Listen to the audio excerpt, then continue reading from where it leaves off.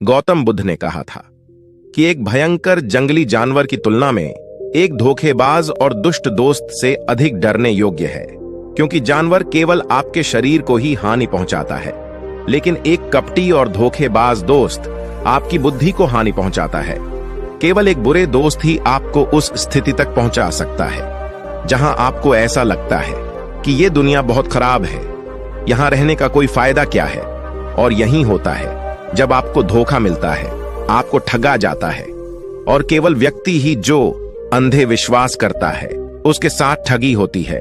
हम किसी को सीधे विश्वास नहीं करते हैं, विश्वास धीरे धीरे बढ़ता है, लेकिन समय के बाद यह विश्वास इतना मजबूत हो जाता है कि हम उस व्यक्ति के सामने अपनी आंखें, कान और मन बंद कर देते हैं। और फिर ऐसी स्थिति में होता है कि हमारे सबसे विश्वास योग्य व्यक्ति हमें सबसे ज्यादा धोखा देता है।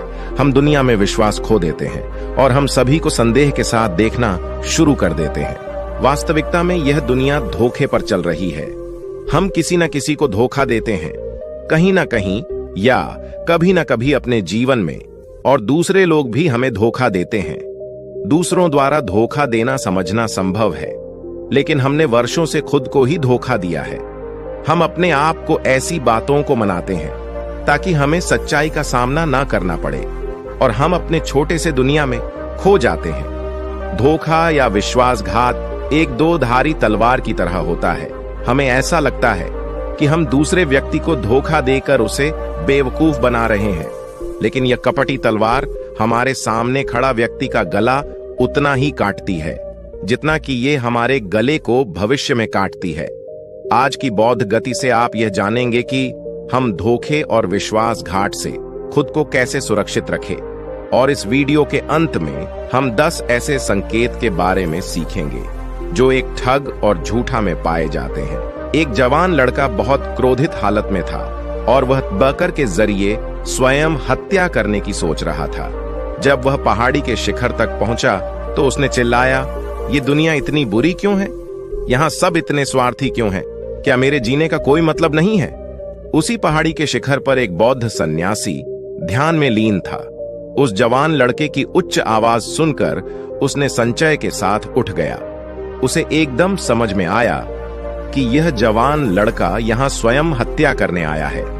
जब वह जवान लड़का पहाड़ी से कूदने वाला था, तभी बौद्ध सन्यासी ने उसका हाथ पकड़ा और बौद्ध सन्यासी ने उसे पीछे खींचा और कहा, क्या हुआ?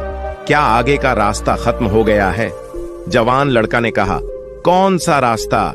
यहां कोई रास्ता नहीं है। मैं यहां से कूदकर स्वयं हत्या करने जा रहा हूं। बौद्ध सन्यासी ने कहा, हर किसी को एक ना एक दिन मरना होता है, लेकिन तुम इतनी जल्दी में क्यों हो? जवान लड़के ने कहा, क्योंकि यह दुनिया जीने के लायक नहीं है। यहां सभी स्वार्थी और धोखेबाज हैं। मैंने जिस पर भरोसा किया वो सभी ने मुझे धोखा दिया। मेरा अपना भाई ने मुझे धोखा दिया, मेरा दोस्त मुझसे धोखा दिया, लेकिन आज यह सब बहुत ज्यादा हो गया है। मेरी पत्नी भी मुझसे धोखा दिया।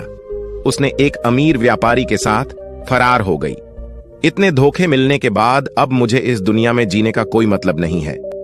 एक स्वार्थ दुनिया में किसी पर भी भरोसा नहीं किया जा सकता, इसलिए मैं स्वयं हत्या करने जा रहा हूं। बौद्ध सन्यासी ने कहा, क्या तुम स्वार्थी नहीं हो?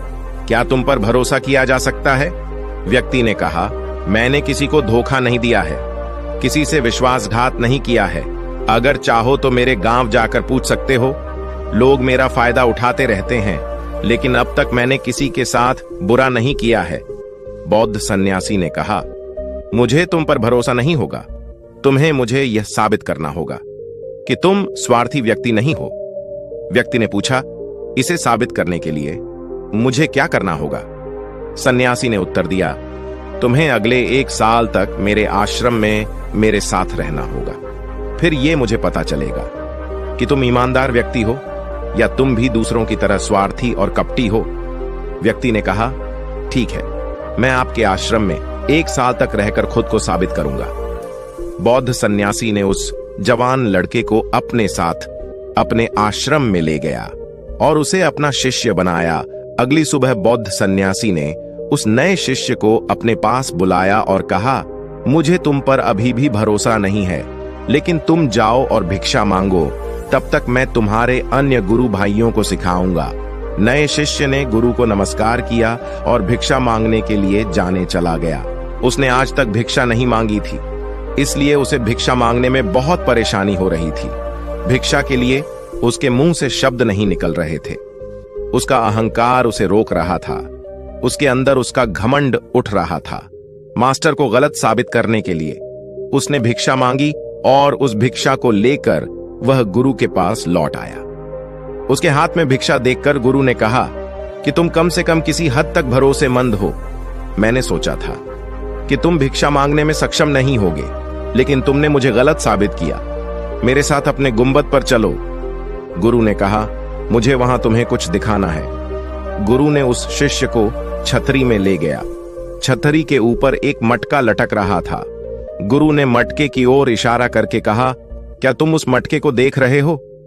इसमें जहर है, और यह जहर ऐसा भी है, अगर किसी को दिया जाए तो व्यक्ति बहुत ही आसानी से मर सकता है और कोई भी नहीं जानेगा कि वह कैसे मरा। जवान शिष्य ने कहा, लेकिन गुरुदेव, आप मुझसे यह सब क्यों बता रहे हैं? सन्यासी ने कहा, मैं तुम्हें बस चेतावनी दे रहा हूं कि कभी ताजगी से इसे ना खाना। कुछ दिनों बाद गुरु अपने शिष्यों के साथ एक जंगल से गुजर रहे थे कि अचानक कुछ जंगली लुटेरे उन पर हमला कर दिया। सभी शिष्य अपनी जान बचाने के लिए इधर उधर भागने लगे, लेकिन अधिक उम्र के कारण गुरु भागने में सक्षम नहीं थे। इसे उस जवान शिष्य ने महसूस किया और उसने बहादुरी दिखाई और उसे उस लुटेरों से बचाकर उसे आश्रम ले आया। आश्रम पहुंचते ही गुरु ने सभी के सामने उस शिष्य की प्रशंसा की और कहा, मेरे नए शिष्य तुम सभी से बेहतर है, जिसने मेरी जान को जोखिमों से बचाई और मुझे यहां सुरक्षित लाया। आज के बाद मुझे उस पर विश्वास है। उस दिन के बाद हर सुबह जब भी गुरु उस शिष्य से मिलते, वह उससे एक बात कहते, मुझे तुम पर पूरा विश्वास है।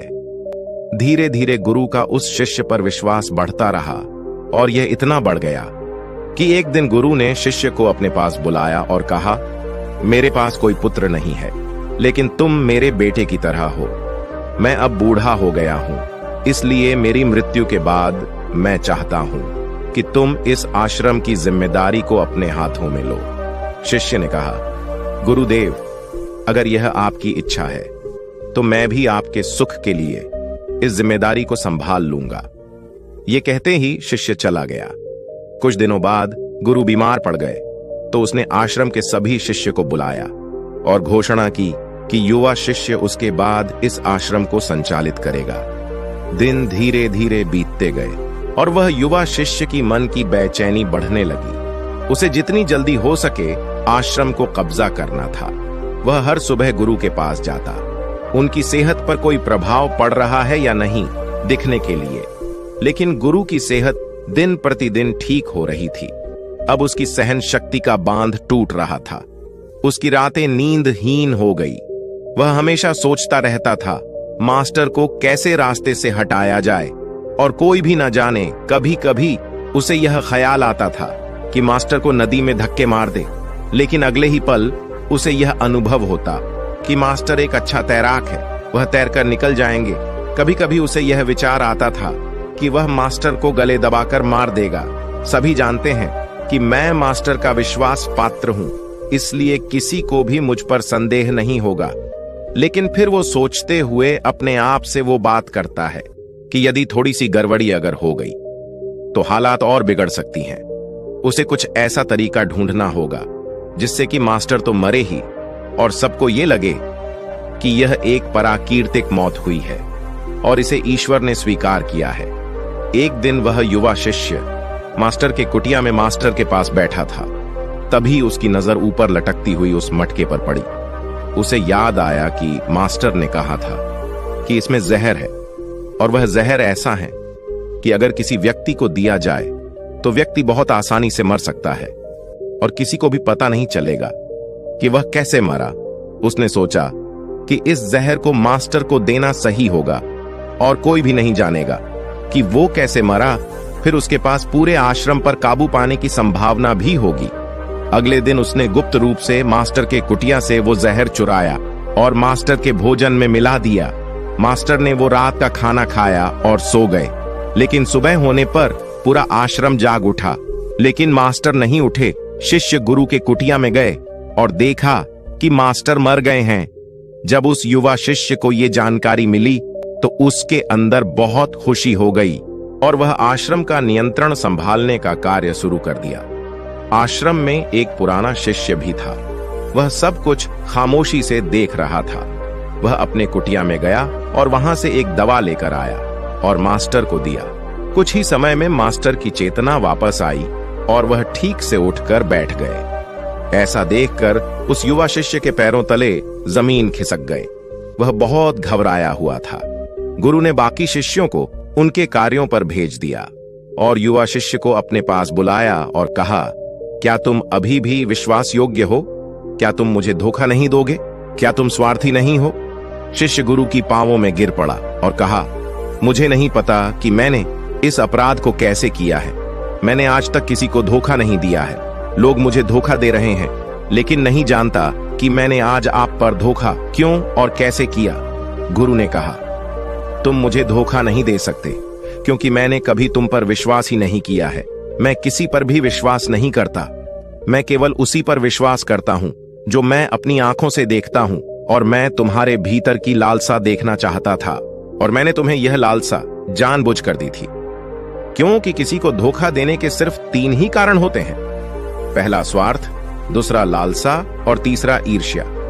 वह युवा सन्यासी मास्टर से पूछा, लेकिन मास्टर, मैं अपने आप को अपना ये कैसे स्वार्थ, लोभ और ईर्ष्या से मुक्त रख सकता हूं? मास्टर ने कहा, खुद को पढ़े, खुद को जाने और खुद के अंदर प्रवेश करने का प्रयास करो।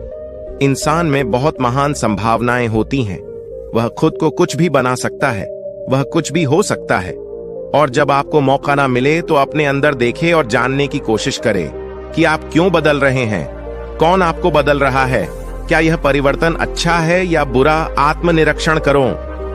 मास्टर के इन शब्दों को सुनकर शिष्य फिर से उनके पैरों में गिर गया और कहा, मास्टर, मैं आपका शिष्य बनना चाहता हूं और जानना चाहता हूं कि मैं कौन हूं, मैं क्या हूं और मैं क्यों बदलता हूं। मास्टर ने कहा, हमारे आसपास ऐसे बहुत सारे लोग हैं और बहुत सारे ऐसे लोग रह चुके हैं जो इसका उदाहरण है, जो कभी अपने स्वार्थ, लोभ और ईर्ष्या के कारण किसी को धोखा नहीं दिया है। वह किसी का विश्वासघात नहीं करते। एक व्यक्ति तभी किसी को धोखा देता है जब उसे लगता है कि कोई नहीं देख रहा है कि वह क्या कर रहा है, और भविष्य में कोई नहीं जानेगा कि वह जो कर रहा है सही है। पकड़े जाने के बाद वह अपनी सुरक्षा के लिए अधिकतर तर्क देता है कि मैं कुछ नहीं कर सका, यही आखिरी राह थी, मुझे मजबूर किया गया था। लेकिन यह धोखा देने के पीछे की सच्चाई है जो हर विश्वासघात के पीछे छुपी होती है, लेकिन फिर भी व्यक्ति ये जानबूझकर करता है। मास्टर ने शिष्य की आंखों में देखते हुए कहा, याद रखें, हम किसी को धोखा देने पर हमें उसकी आंतरिक अभिज्ञान को चोट पहुंचाते हैं, और वह इतनी बुरी तरह चोटित हो जाता है कि फिर वह किसी पर भरोसा नहीं कर पाता। वह अंदर से बहुत ही दुखी और अकेला महसूस करने लगता है। इसलिए यदि आप चाहते हैं कि कोई आपको धोखा ना दे, तो आप अपनी आंखें, कान और मन को खुले रखें। लोगों पर विश्वास करें, लेकिन इतना विश्वास मत करें कि वे आपका फायदा उठाने लगे। हमेशा अपने सबसे महत्वपूर्ण कार्यों पर नियंत्रण में रहे और कभी कभी खुद को जांचते रहे, क्योंकि जिस धोखे को आप टालना चाहते हैं, क्या आप किसी दूसरे के साथ वैसा ही धोखा कर रहे हैं? अगर कोई आपको फिर भी धोखा दे रहा है तो निराश ना हो, क्योंकि हर विश्वासघात किसी व्यक्ति को कुछ ना कुछ सिखा कर जाता है। धोखा खाने के बाद एक व्यक्ति पहले के मुकाबले ज्यादा सतर्क और सावधान हो जाता है। इसलिए अपने जीवन को बिगाड़ने की आदत ना डालें, बल्कि इसे एक सबक समझें और आगे बढ़े। मास्टर ने कहा, ये हैं धोखेबाज व्यक्ति के 10 निशानियां एक चालाक व्यक्ति के, जो आपको धोखा दे सकते हैं, आपके चैन चुरा सकते हैं और आशा की गहरी समुद्र में डूबते हुए आपकी जिंदगी खत्म कर सकता है। पहला चिन्ह, वह व्यक्ति जो झूठा होगा, वह धोखेबाज होगा, वह सब कुछ आपसे छुपाएगा। आप उसके बारे में दूसरे लोगों से जानेंगे और जब आप पूछेंगे वह कहेगा कि उसे बताना भूल गया। उसके साथ बहुत समय बिताने के बावजूद आप उसके बारे में ज्यादा नहीं जान पाएंगे। वह आपके बारे में क्या सोचता है, उसकी जिंदगी में क्या चल रहा है, यह आपको हमेशा भ्रमित करेगा, क्योंकि वह सब कुछ आपसे छुपाएगा, क्योंकि वह सच्चा आदमी है ही नहीं। एक सच्चा आदमी को अपने बारे में बताने से कोई परेशानी नहीं होती। वह आपके साथ लगभग सब कुछ साझा करता है, लेकिन एक धोखेबाज बहुत सतर्कता से चलता है। इसलिए हमें इन बातों पर ध्यान देना चाहिए, जिनके साथ हम एक संबंध में हैं, जिनके साथ हम अपने जिंदगी का विश्वास और प्यार का सौदा करने जा रहे हैं। क्या वह हमारे साथ अपने जीवन की पूरी कहानी साझा करता है या नहीं? क्या वह बातें हमसे छुपाता है? अगर वह छुपाता है तो वह व्यक्ति एक बड़ा धोखेबाज है। दूसरा चिन्ह, वह व्यक्ति जो धोखेबाज हो या हमारे साथ सच्चा प्यार नहीं है, तो वह हमारी परवाह नहीं करेगा। हम उसकी परवाह कितनी भी करें, हम उसके लिए कुछ भी क्यों ना करें, लेकिन वो हमारी परवाह बिल्कुल भी नहीं करेगा। और यह एक बार ही नहीं दिखेगा, बार बार दिखेगा, लेकिन हम इसे नजरअंदाज करते हैं। ये हमारी गलती है, क्योंकि हमारे मोहित होने के कारण हम अपनी आंखों के सामने सच्चाई को नहीं देख पाते। ये हमारी गलती है। अगर हम थोड़ा सावधानी से ज्यादा देखने की कोशिश करें तो हमें पता चलेगा कि वह हमारी परवाह नहीं करता। तीसरा चिन्ह, एक धोखेबाज व्यक्ति भी बड़ा झूठा होता है। उसके शब्द उसके आपसी मेल नहीं खाते, उसकी जीभ बदलती रहती है, वह अपने वचनों को नहीं निभाता, लेकिन हम उसकी झूठे में फंस जाते हैं, इसलिए हम उसे पहचान नहीं पाते। चौथा चिन्ह, एक धोखेबाज व्यक्ति हमारे मुख पर प्रशंसा और सराहना हमारे सामने करेगा, लेकिन वह कभी भी हमारी प्रशंसा नहीं करेगा और हमें सम्मान नहीं करेगा, चाहे हम उसके लिए मर जाएं। वह हमें कभी सराहना नहीं करेगा और हमें उतना महत्व नहीं देगा जितना कि हम अपनी जिंदगी में देते हैं, क्योंकि वह हमें एक दिन धोखा देगा। इसलिए यह बेहतर है कि हम सतर्क रहे, पहले ही बहुत धोखे खा चुके हैं। पांचवा चिन्ह, वह कहते क्या है, उस पर आपको ध्यान देने की वजह उनके कार्यों पर ध्यान केंद्रित करें। बात करना बहुत आसान है, लेकिन करना बहुत ही मुश्किल होता है, और अधिकांश लोग इन बातों पर फंस जाते हैं।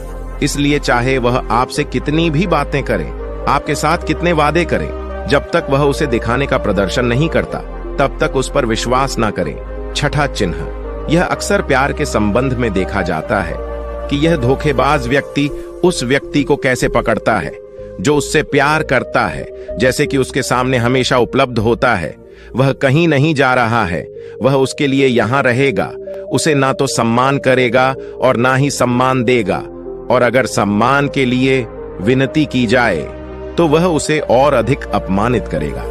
यदि आपको संबंध में किसी से विनती करनी हो तो मुझसे समझो कि उसमें आपके लिए प्यार नहीं है। जो वास्तव में आपसे प्यार करता है वह चाहेगा कि आपके साथ अधिकांश समय बिताए, जिससे आप समय के लिए विनती करें। समझो कि उसमें आपके लिए प्यार नहीं है। सातवां चिन्ह, वह हर चीज के लिए समय निकाल सकता है, लेकिन कभी भी आपके लिए समय नहीं निकालेगा। वह अपने जीवन में आपके लिए कुछ भी नहीं छोड़ेगा, लेकिन आपको कभी नहीं छोड़ेगा। वह तभी आपसे बात करेगा जब उसे मन करेगा, ना कि जब आपको उनकी जरूरत होगी। वह आपको किसी और के साथ बदल सकता है, लेकिन आपके लिए कुछ नहीं बदलेगा, ना तो उनकी आदतें, ना ही उनका स्वभाव और ना ही उनकी सुविधा। आठवां चिन्ह, वह कभी भी आपको आपके प्रति समर्पित और आज्ञाकारी नहीं होगा। जैसा कि हम आपके साथ हमेशा रहेंगे, चाहे जो भी हो, हम समर्थन करेंगे, चाहे जैसा भी समय हो। वह सिर्फ अपनी शर्तों पर ही आपके साथ रहेगा। जब उसे आराम और अच्छा लगेगा तभी वह आपके साथ रहेगा, और अगर उसे थोड़ा भी चोट लगे तो वह चला जाएगा, क्योंकि वह कभी भी अपनी सुविधा के लिए, अपने सीमा के बाहर कुछ भी करने के लिए नहीं आएगा। नौवां चिन्ह, वह हमेशा आपको चोट पहुंचाएगा, कभी जानबूझकर और कभी बिना जाने कि वह आपको कितना चोट पहुंचा रहा है, और आपका हृदय लगातार दुखेगा। आप उस व्यक्ति के साथ खुश रहेंगे जो वास्तव में आपसे प्यार करता है। उसके साथ होने से आपको ऐसा लगेगा कि आप हवा में हल्के से उड़ रहे हैं। और अगर आप एक धोखेबाज और गलत व्यक्ति के साथ संबंध में हैं तो सब कुछ भारी और असावधान लगेगा। ऐसा लगेगा कि कुछ गड़बड़ है। अंदर से एक आवाज आएगी कि यह संबंध आपके लिए सही नहीं है। और यदि इसे सुनने के बावजूद आप इसे नजरअंदाज करते हैं तो यह आपकी गलती होगी। 10वां चिन्ह, आपके जीवन में वे कहीं नहीं है। आपके जीवन में उनकी कोई विशेष जगह नहीं है। जब चाहे वे आसानी से आपके जीवन से आपको निकाल सकते हैं और उन्हें कुछ फर्क नहीं पड़ेगा। यदि आप यह नहीं मानते और उनकी सच्चाई जानना चाहते हैं तो आप अपनी जीवन से कुछ दिनों के लिए गायब हो जाइए। उन्हें कुछ फर्क नहीं पड़ेगा, बल्कि वे खुश रहेंगे। अच्छा है कि समस्या हमारे जीवन से चली गई है। अब हम आजाद हैं और हम जो चाहे वो कर सकते हैं। यदि आप भी अगर ऐसे व्यक्ति के साथ संबंध में है तो आप अपने बुद्धि को संयम में लाइए और जितनी जल्दी हो सके इससे बाहर निकले। मुझे विश्वास करें, ऐसे संबंध से बाहर आने के बाद आपको सुख, शांति और प्यार मिलेगा। और क्या दुनिया में सिर्फ एक ही व्यक्ति है? यदि आप एक खराब व्यक्ति को छोड़ देते हैं तो 10 अच्छे लोग आपके जीवन में आएंगे जो आपको सम्मान और प्यार देंगे। और जब तक आप इस तरह के झूठे व्यक्ति के साथ हैं तब तक आप अपने अच्छे लोगों को नहीं देख पाएंगे। लेकिन जैसे ही आप ऐसे धोखेबाज व्यक्ति को छोड़ देंगे, अच्छे लोग आपके जीवन में आना शुरू हो जाएंगे। और एक और बात, आजकल वे लोग जिनके साथ प्यार में धोखा हुआ है वे कहते हैं कि प्यार कुछ नहीं है, सब कुछ झूठ है। आजकल सब कुछ झूठा है, लेकिन यह पूरी तरह से सही नहीं है। जिस व्यक्ति ने आपको धोखा दिया है उससे प्यार के अर्थ की जानकारी नहीं थी। लेकिन आज भी दुनिया में बहुत सारे ऐसे लोग हैं जो प्यार को कैसे करना है जानते हैं और उसे बरकरार रखने की भी जानते हैं। धोखा खाए लोग अपनी ओर से सच्चा प्यार करता है। प्यार ईश्वर की उपहार है और यह दुनिया प्यार पर आधारित है। अगर एक गलत व्यक्ति ने आपका प्यार समझ नहीं पाया तो इसका अर्थ यह नहीं है कि इस दुनिया में प्यार नहीं है। यह दुनिया प्यार पर ही आधारित है। यह प्रसिद्ध नृत्य दुनिया सिर्फ प्यार करने वालों के कारण है। और अंत में एक और बात, यदि आप अपने परिवार के सदस्यों से धोखा खा चुके हैं या आपस में गलतफहमी हो गई है तो एक दूसरे के बात समझने का प्रयास करें। एक दूसरे को जानें और एक दूसरे को माफ करें। क्योंकि दोस्तों, आपको बहुत सारे लोग मिलेंगे लेकिन आपके परिवार के सदस्यों की तरह किसी और जगह पूरे विश्व में नहीं मिलेंगे। हाँ, उनका दृष्टिकोण थोड़ा अलग होता है। वे थोड़े दूर के होते हैं, आपके परिवार के बाहर, जैसे कि आपके दोस्त, दूर के रिश्तेदार या पड़ोसी। लेकिन परिवार के सदस्यों को माफ कर देना बुद्धिमान होता है। दोस्तों, मुझे उम्मीद है इस वीडियो से आपको बहुत कुछ सीखने को मिला होगा। अगर आप नए हो तो हमसे जुड़ने के लिए इस चैनल को सब्सक्राइब करना मत भूलिएगा।